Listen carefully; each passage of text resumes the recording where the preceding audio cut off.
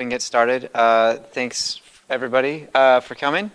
I don't know why you're here. There's a bunch of great talks right now, and there's some lightning talks. I mean, I kind of want to go see some other stuff, but you all came, so I'll give you my talk. I'm going to be talking about, well, who am I? My name is Jared Kiefer. I work at Element 84. I'm going to be talking about a project that we have called Cirrus. It's an open source data orchestration framework that we develop, that we use for data processing pipelines. As I thought about what I wanted to present at FOSS4G, I realized something. We've been working on Cirrus for a long time, in some ways like making it and remaking it several times.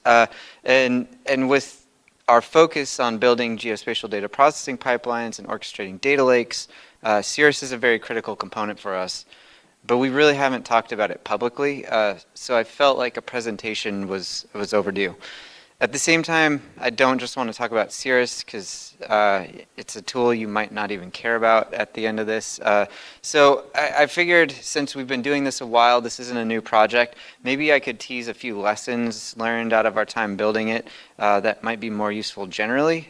So hopefully if you end up finding you don't care about Cirrus, you'll get something else out of it, this talk. So I'm going to reflect on my experience over the last several years as a core contributor on the project, and I'll look back at the evolution of Cirrus over the years. It's gone even before my involvement, and then I have 3 key lessons learned that I think generally apply to software projects or any type of project, perhaps. So before we get too much into it, I should probably give you a bit better introduction to what Cirrus is. This is the data orchestration component of Element 84's FilmDrop suite of open source tools for building geospatial data lakes. FilmDrop is made up both of projects we maintain, like Cirrus, and other open source projects from the community, and it provides an end-to-end solution for data providers and processors looking to ingest, process, and index data to build searchable and scalable data catalogs. In this higher level diagram here, Cirrus is kind of represented by this processing and metadata piece because we use Cirrus to orchestrate that data processing and building up metadata that will then be indexed in something like a STAC API for archive and discovery.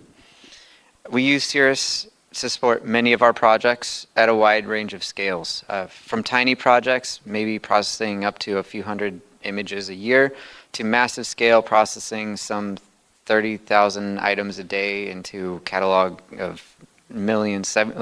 One catalog we have is 77 million items last time I checked, with over 30 petabytes of data behind it. Cost scale too, to near zero at idle.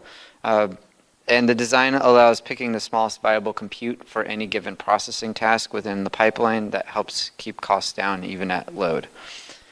The core system is simple and opinionated, which helps to make it easy to get started quickly, but it remains flexible so that it can often accommodate advanced needs with just minor configuration.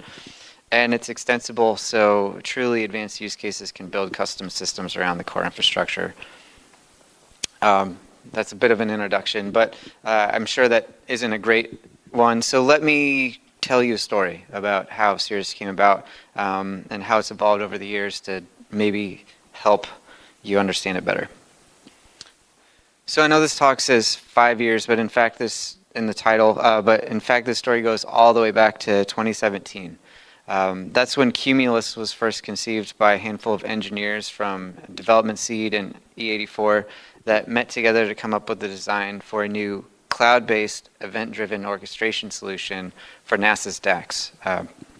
The system was designed to process data and generate metadata for NASA's Common Metadata Repository, or CMR. And among those initially contributing to this idea were Alireza Jaziri, Patrick Quinn, Joe Flasher, and Matt Hansen for that original idea. Lots of people have been involved in Cumulus over the years. It aimed to be a simple solution in some ways, given the multitude of legacy requirements that the DACs have, and for it to be viable for them, it really kind of is a simple solution, but all those various requirements led to increasing complexity and some compromises of that key original simple vision. So in 2019, we find Hansen is now at Element 84, and there he was working on 3 projects that needed a scalable data orchestration solution. Keyword on scale here, right? One project was for an early stage commercial SAR provider. They had low data volumes, but like significant compute requirements for the things they were doing with that data.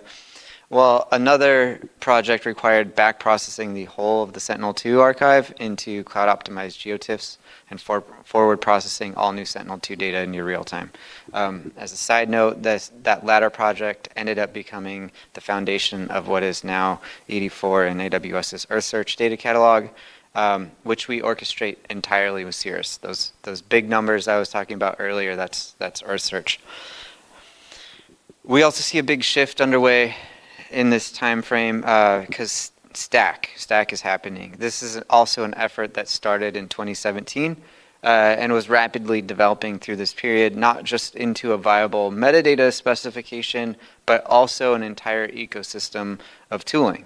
So STAC, looking back, was really kind of a key piece missing from that original design of Cumulus. Not that Cumulus could have used STAC, because again, it was coupled to NASA's CMR and the metadata format there. But recognizing the value of STAC in this whole idea of these event-driven cloud workflows, Matt decided it was time to build a new data orchestrator around something he called STAC workflows, right? This is the idea that your payload in and out of processing tasks and workflows should be based around STAC. Instead of putting every bit of processing state into a central database and passing around links to data files or inventing some custom message format, STAC metadata includes both the state and data pointers and allows messages between processes themselves to track the state of the system, all using a standardized format with a vibrant open source ecosystem of compatible tooling. And thus, out of this was born a lighter Cumulus based around STAC called Cirrus. So development started in 2019 in private, but the whole project was open sourced in 2020, hence the 5 years. Cirrus really has been quite a lightweight solution, has remained as such. The core components are 2 Lambda functions that manage state in a DynamoDB table. Around them we have an input SQS that's where you put payloads in to be processed by the system, and published items and workflow events flow to output SNS topics for downstream consumers. Workflows are run via AWS step functions, and tasks within those workflows generally leverage either Lambda or AWS Batch for compute. It's a simple but robust and featureful system. All of this was distributed as a project originally just as a directory structure based around the serverless framework as an infrastructure as code solution. So this was all available on GitHub, but to use it, you wouldn't clone the repo, you would just download it as a zip and extract that, and then start adding in your own code and resources directly into that serverless project. Sometimes you'd end up modifying the core code to fix bugs or make customizations. And so that was an interesting distribution method we'll talk about in a moment.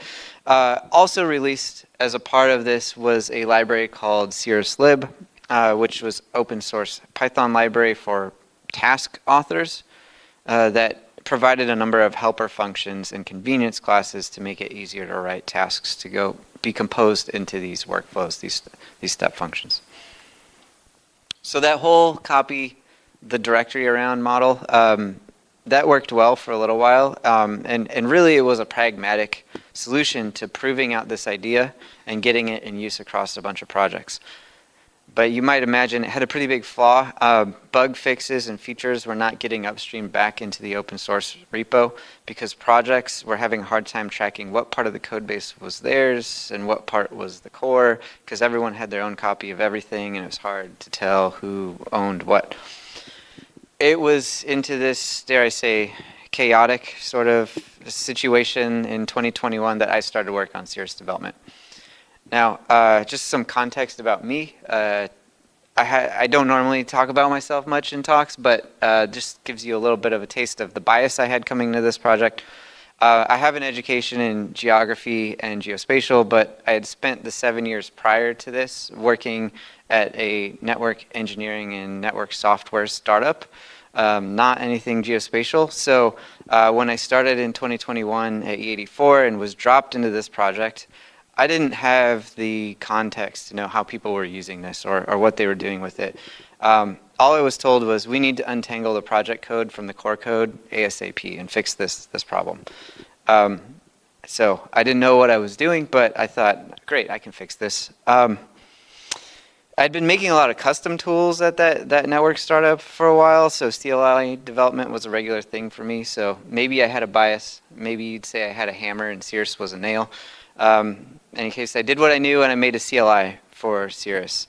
Roughly kind of inspired by Git. You make a directory, you init your project inside there. That creates some state for the tooling to know what the project is, and you have then a CLI that could support a number of project-specific commands like showing resources and creating new resources and building this config into a thing that could be deployed with serverless into an environment.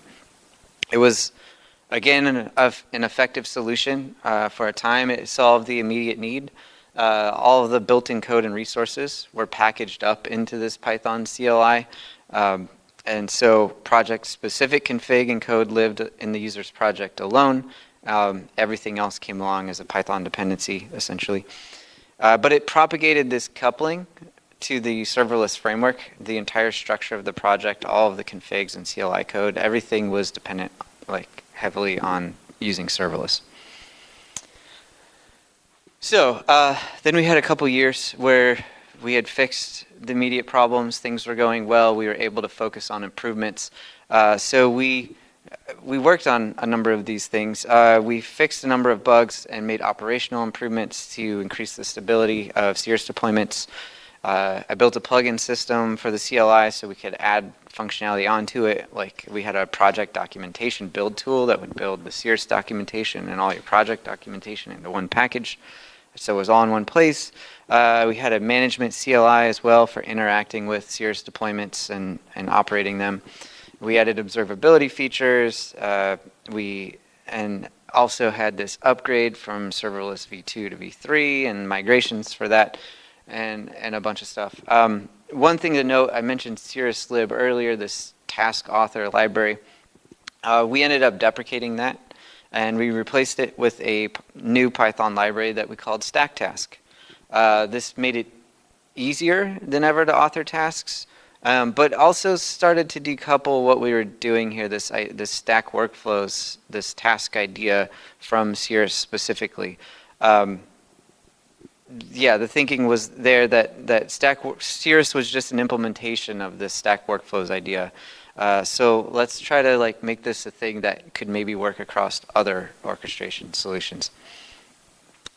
Kind of one of those was this detour that we had into Swoop. So this isn't Cirrus specifically, but yeah, we worked on this thing called Swoop, Stack Workflow Open Orchestration Platform. I got to go a bit wild with this and experiment with a number of the concepts that we had in Cirrus and reimagining Cirrus as kind of this cloud agnostic meta orchestrator, if you will. It's not doing the actual workflow orchestration itself. It's doing orchestration of the data that's going through the workflow orchestration. So instead of DynamoDB, we had a Postgres database.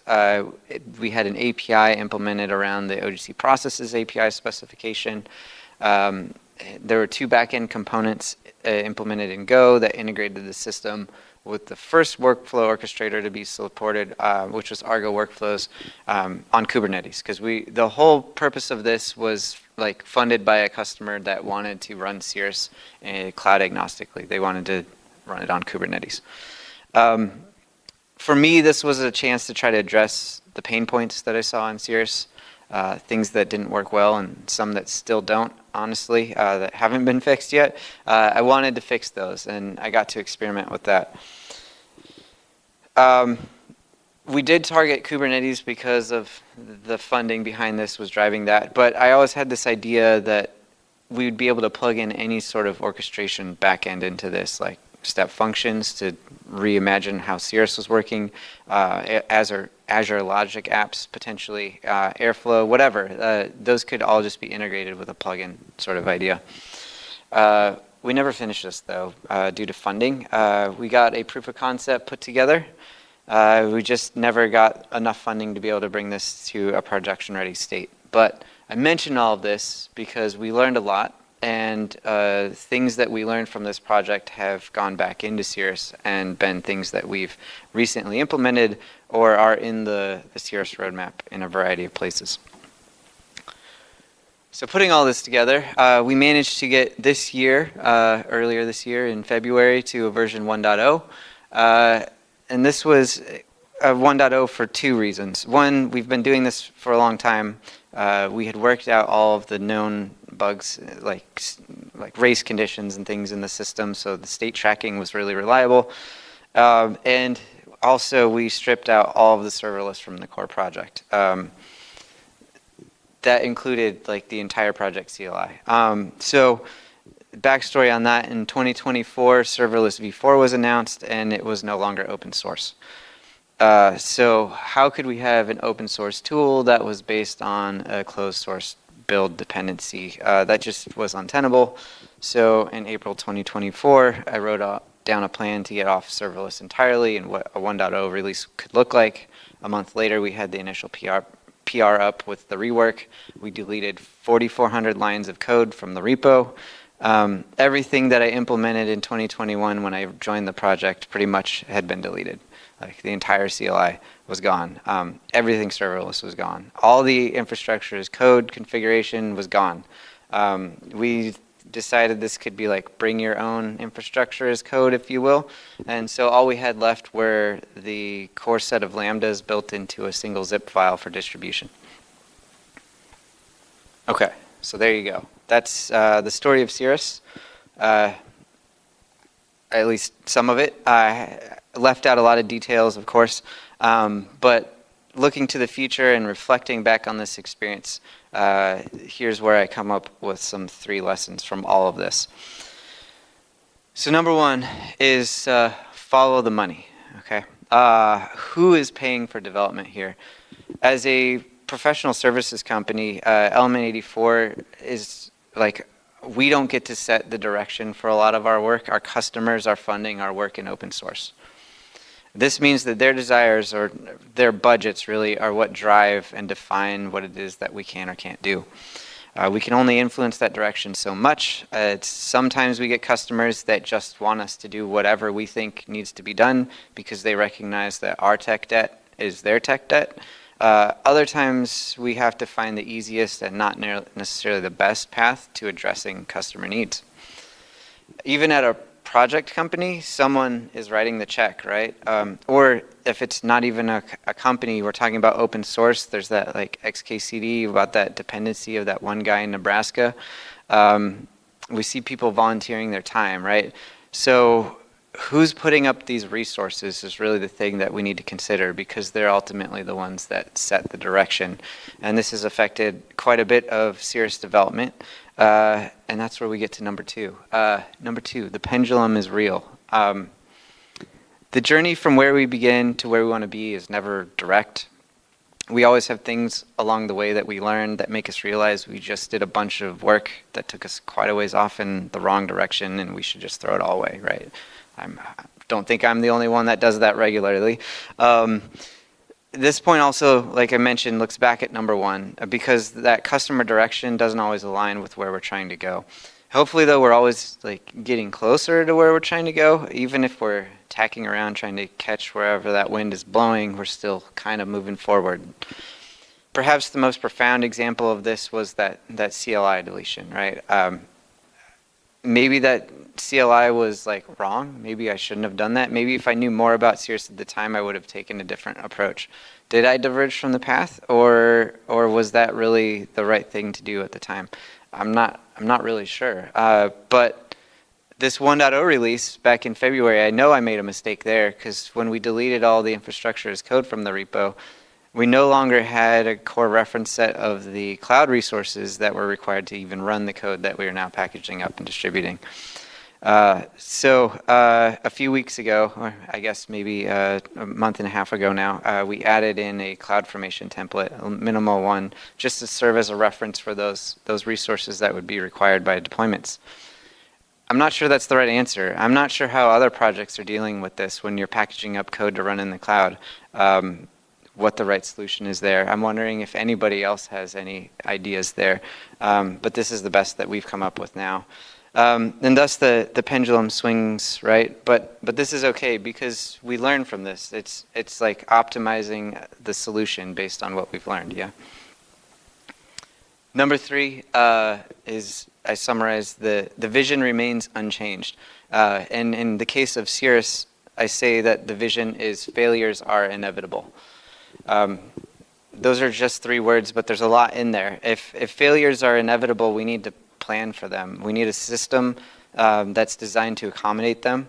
When we are running a reprocessing job on, say, like 30 million Sentinel-2 scenes, we expect failure to happen. And at that scale, like in absolute numbers, that might happen a lot, right? So failures need to be cheap, they need to be visible, and they need to be easy to resolve. We're not always the best at realizing this vision, but we always keep it in mind because this vision ensures that as we're going along that path and meandering around, however vaguely we know we're headed in the right direction. And I think that's the lesson with this one here, is that every major project should spend some time figuring out what its vision is, the basic principles that cannot be compromised without compromising that project itself. Such principles are critical to ensuring the project doesn't get compromised by bloat, ill-conceived features, technical debt. Many things can risk the continued success of a project, but a strong vision is a core mitigation against that. So that's Cirrus and my reflections along 5 years of being involved in its development. As you go along with your open source journeys, I encourage you all to take some time to write down where you've been and where you're headed and reflect on what you've learned from that journey. Are these lessons that you share? This is the wrong ending slide. Sorry, this is from FOSS4G. I just realized I was trying to advertise another talk. Ignore that. Sorry. Anyway, what other lessons stand out to you? I'd love to know that. And so thank you. That's all I got for you. Happy to answer any questions about Cirrus or anything else.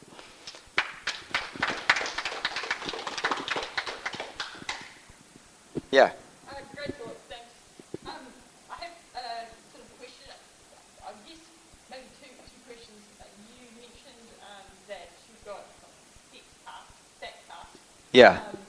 I guess maybe my bigger question, I've more recently started using satellite imagery and those whole heap of different, I guess, open source kind of libraries around.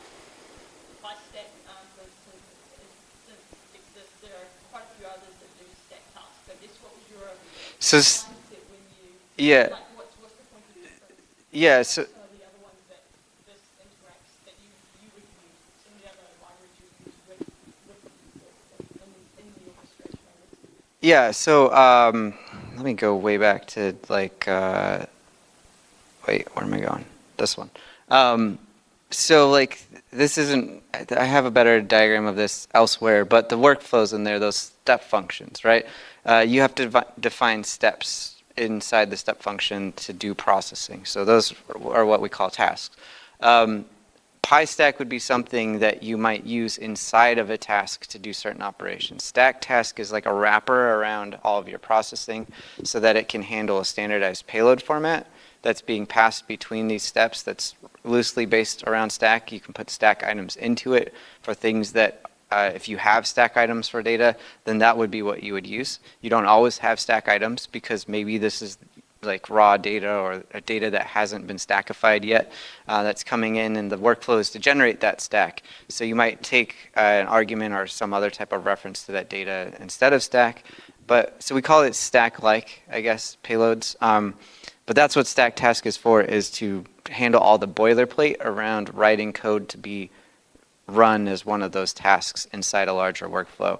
So it handles the payload parsing and pulling out the different items inside that and arguments that are being passed into that specific task based on its name and things like that. There's convenience methods it has for uploading things to like a data bucket. So if you produce data assets and you add those to your stack items, you don't want them to just point at your temporary storage and go away. So there's functions to help with all that sort of boilerplate that goes around what your actual processing code is. So it provides a task class, and you just implement the process method on that class with whatever your code is. And you might use PyStack inside there. You might not use anything stack related at all. But yeah, it handles that whole interface and gives you some other convenience methods. So, any other questions? Yeah. Developers and companies, they talk about technical debt as like a big scary monster. You make it sound like it's not a big scary monster and it's manageable. Was it like painful or was it just, yeah, we just changed it over? That's an interesting thing to ponder. Technical debt can be big and scary. I think I've spent a lot of my career trying to communicate in a way to business stakeholders how big and scary the technical debt is, right? And sometimes it's not big and scary, and I'm like, no, let's do something more profitable. And other times it's like, no, they're going to foreclose the house. We better do something, right? So I think it really depends on the type of technical debt. Can you live with the debt? Is it manageable? Is inflation meaning that it's just getting cheaper? Or are you at risk of losing your house? I've dealt with both. On this project, I feel like that is kind of the pendulum, right? You're never going to not incur technical debt. Because even if you do the right thing and you just leave that code sitting out there, it's going to rot. So just by the virtue of it existing, you're incurring technical debt. Maybe the best code is that which doesn't exist. That's probably not a new thought, I don't think. But I don't know. Now I'm rambling. I think it's kind of like being judicious with what debt you take on, right? Maybe we didn't make the right decision, but if we can get a few years out of it, then that's probably good debt, and we'll find a way to pay it off in some other way. And that's kind of, I think, what has unfolded on this project. When we look at that, like, we had some significant debt, but maybe we got some large balloon payments made at times. And maybe then we had to pare back on some other things to pay for that, like the IAC thing. Like, we lost something in that, but we also paid off the whole debt of being tied to serverless at the time. And then we had to find a way to fix that debt that we took on to pay it off. I don't know. Now I'm just saying debt over and over. But, yeah, I don't know. Does that answer your question? Yeah. Anybody else? I know we're probably at time, aren't we? So. Kyle, I'm the chair that was missing.